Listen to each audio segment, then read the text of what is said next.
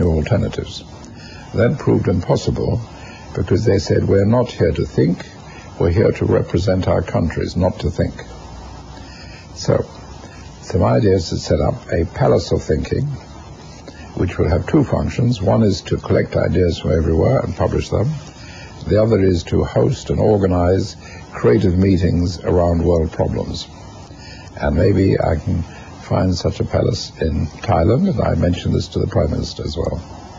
How can you, what would be your advice to Thailand in general to make this country more creative?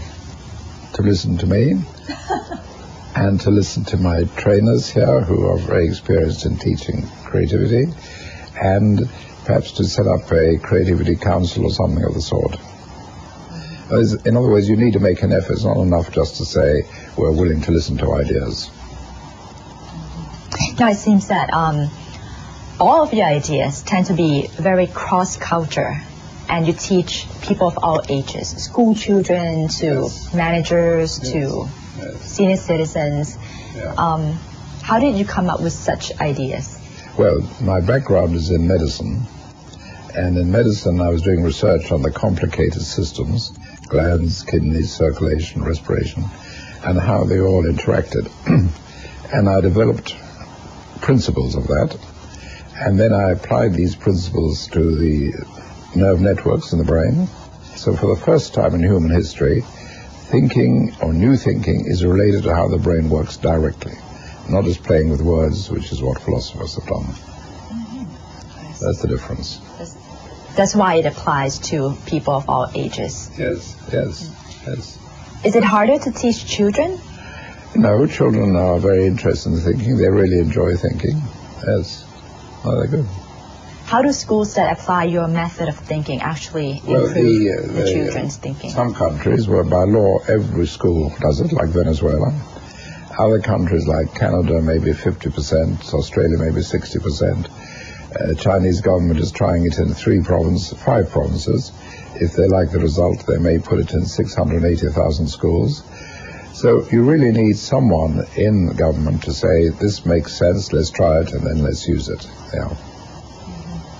But it can be done. Give some examples of how children can actually improve their lives if they apply what you teach. Well, as I said, research shows that learning thinking as a separate subject improves performance in every subject by between 30 and 100%. That's a big improvement. Big improvement. So what we are learning... Imagine you say to a parent, I can do something for your child which will double his performance in a subject. You'd say that's pretty good.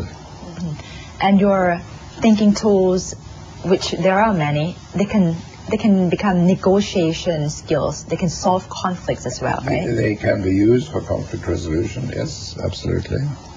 Yes. Have anyone tried it out? Well, there's been many examples. There was one company in Canada, I think it was the Boeing company. They were going to have a strike, and they used the 6 hats, and the strike was averted. The next time they're going to have a strike, the union said, we will not negotiate with you unless you use 6 hats. And many examples of people using these things, yes. Because our normal thinking is much too judgment-based. You know, you're wrong, you're bad, I'm going to hit you. Judgment, not design. You need to design the way forward, not just judge. Indeed, even in law courts, there's a need for a court of design, where the two disputing parties come, and instead of saying you're wrong, you're right, you say, okay, let's help you design a way forward. You know, listening to you, I think if everyone actually learns what you are teaching, it would be a pretty peaceful world. Well, I'll give you a figure on that. In London, there's a centre called the Hungerford Guidance Centre, which takes young people who are too violent to be taught in school. They've stabbed the teachers, set the school on fire. They go to a special centre. Okay. 20 years ago, the principal started teaching my work to these violent children. He showed that those children taught my work, the level of actual criminal conviction dropped to one-tenth of what it had been. 90% improvement through teaching thinking. Which particular technique did they he was teaching the court program and the 6 hats and so on. It's huge change. And again, teaching thinking just for 5 hours to unemployed youngsters increased the employment rate 500% stronger than anything they'd ever done. Oh, that's a great thing, teaching unemployed people. 500% increase in employment. So you can actually garner more ideas by using your techniques. Well, the youngsters take charge of their lives. They look at opportunities, they make decisions, and all these things because they've learned thinking, yes.